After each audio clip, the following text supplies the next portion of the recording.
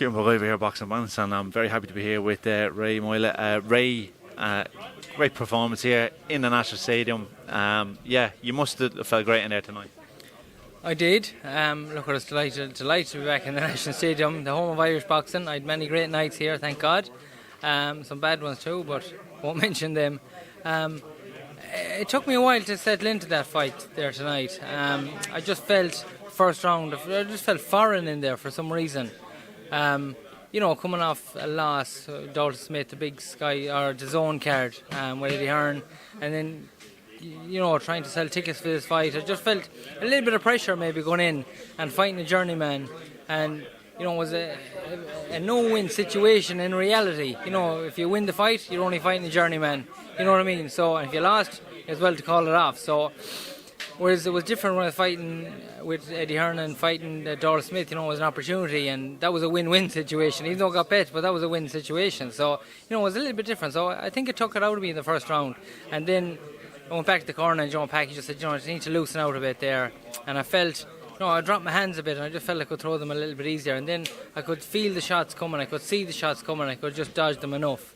Whereas before, the first time I was taking them on the gloves, So I did, I wore into the fight definitely, but I needed to get rid of them cobwebs. There was nothing easy about it, and I wasn't straightforward. I think it was the fourth round it might have ended, or the fifth, I'm not sure.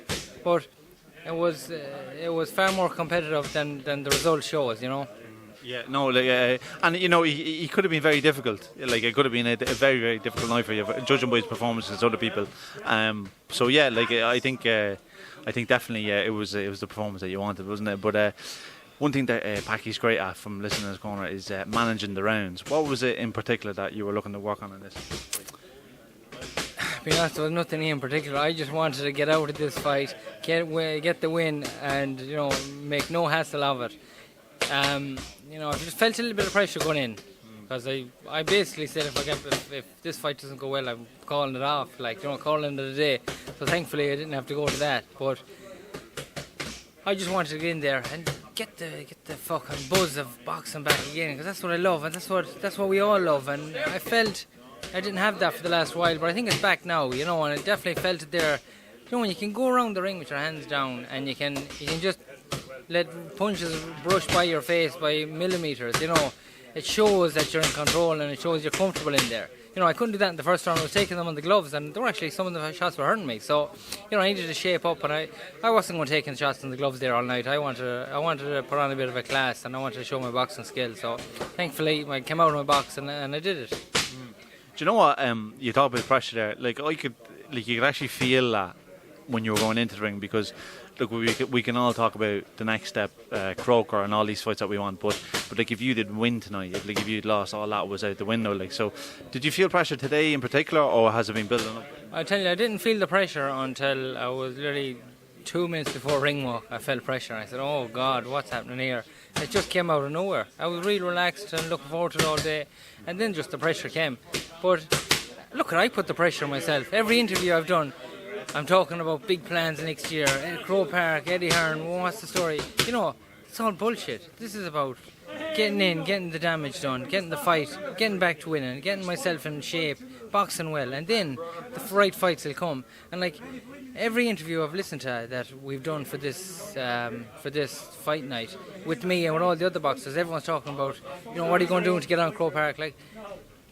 At the end of the day, everyone's trying to make it their own, but that's bullshit too. This is Katie Taylor's event, and this is her homecoming, this is her event, and we're all trying to take it and we're all trying to nitpick our own bits out of it.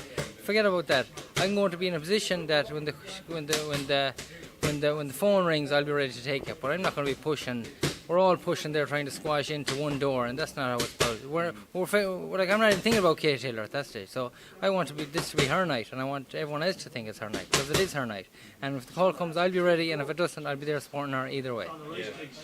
And with that said, for you now, it's just a waiting game, isn't it? Waiting for that call of whatever show it is to come in as getting your opportunity against someone of your world level, European level, whatever it is. The day you're waiting in this game is the day you're finished. You can't wait. I will make something happen now. Myself and Packy will sit down, we'll put a plan together, and we know exactly what we're doing, and we'll make it happen. And that's all we can do, because I've been waiting for too long and it hasn't come. So you know what? I'll put my nick out there, and I'll call out a couple of fighters. I want to see what some of them have in action.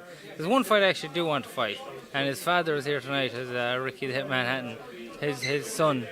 That's who I want. Campbell Hatton. That's who I'd like in Crow Park with Eddie Hearn. So there it is. Have you mentioned it to Ricky? No, I'm going to pull him now aside. I'm going to buy him a few pints, and I'm going to say, "Here, Ricky, get this over the line." Record him saying. Well, now, in fairness, looking at my performance tonight, he'll think he's a good chance, and you know what? That's what we want. So if that's an opportunity, it might be Eddie Hearn. It might be. Look at Eddie Hearn knows my level now after Aidan with Dalton Smith. It's a good benchmark to see where he is with Campbell Hatton. They're going to keep putting money into him, or can I take him out? So there it is. That's an interesting one. Very interesting. Yeah, you'll have to let me know how that conversation goes. Maybe put it up on social media. If he gets back to me, I'll let you know. Everyone will know. Thanks, Ray. Thanks very much. Thank you.